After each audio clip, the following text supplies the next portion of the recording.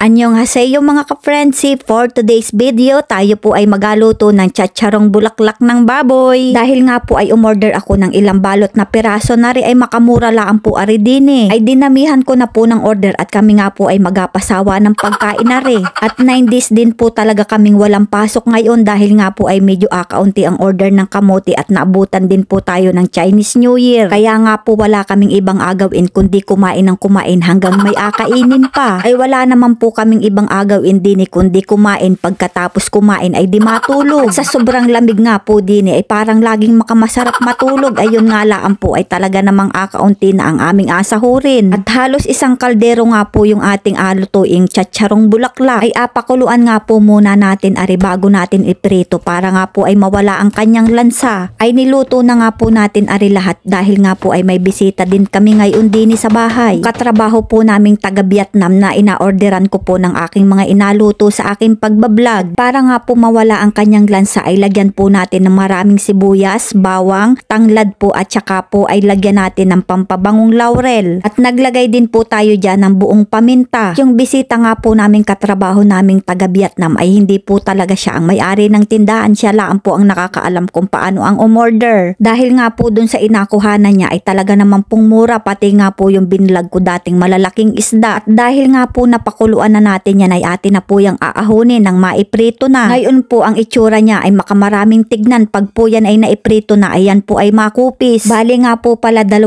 litro ng mantika ang ating nilagay dyan para po pag pinirito natin yung bulaklak na chacharon ay lubog na lubog. Ari po man din ang makamasarap na pulutan ay steak pang ulam po pala. Habang po tayo nga ay nagaprito pa ay gumawa naman tayo ng masarap na sausawan. At dahil nga po medyo marami yung ating chacharong bulaklak ay damihan na po natin ng bawang at saka po ay sibuyas. At lagyan din po natin ng sili para po talaga namang maanghang dahil nga po masarap ang sausawan pagka maanghang. At lagyan na nga po natin yan ng suka. At para nga po lalong sumarap ang sausawan ay lagyan po natin ng asukal. At para nga po hindi siya ganon kaasim at nilagyan nga din po natin yan ng kaunting asin. At syempre sa sausawan hindi mawawala ang paminta. At nilagyan din nga po natin yan ng hiniwa-hiwang maliliit na pipino para po ay talaga namang masarap ang ating sausawan. At ayan, luto na nga po ang ating chacharong bulaklak. At syempre lagyan naman po natin ng kaunting plating para po baga naman ay medyo maganda-gandang tignan. Ay ayan, nung sarap po ba yan naman na ring pangpulutan ay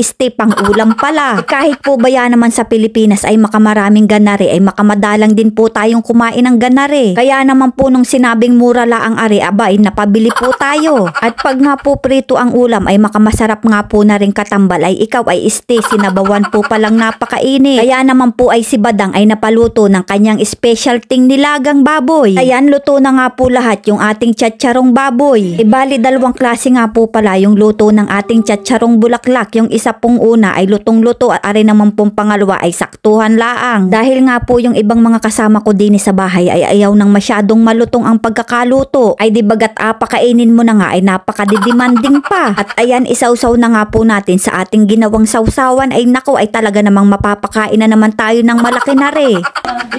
Mana. Una, you eat. Wow, chacharong bulaklak. Yung chuwayo. You taste it. Wow. Chuwayo? Ayaw niya ng sausawan. Sarap. Chuwayo ang chuwayo. 좋아요. Wow! And then kimchi. At siya nga po yung aming katrabahong taga Vietnam. First time nga din po niyang kumain ng chacharong bulaklak. Dahil nga po 9 days kaming walang pasok ay talaga naman pong hinatid pa niya din sa bahay yung aking order. Ay naku naman Badang, hinay-hinay sa pagkain at ikaw talagay nananabana. Ay makasyang tunay naman po talaga na napakasarap kumain pagka marami. Ay sabi ko nga po ay sulitin natin ang ganitong moment at pag tayo'y umuwi na ng Pilipinas ay may kanya-kanya na tayong buhay. Ay din po talaga minsan ay hindi mawawala ang magkasamaan ng loob. Ay ang kagandahan nga lang po talaga ay walang nagatanim ng sama ng loob. At makasyang tunay din po talaga na tunay mong makikilala ang ugali ng isang tao pag nakasama mo sa iisang bahay. Ay wala naman po talagang perpektong tao dito sa mundo. Kaya po ay talaga namang pakisamahan na laang. Ay din po talaga ay may tuyuin, may tahimik, may maingay, may masungit, sa masungit. May lagi pong puyat at hindi natutulog, kausap lagi ang jowa. At kahit po baya naman gayon ay para laan po kaming magkakapatid din. Hanggang sa susunod na video mga ka-friendship. Thank you for watching!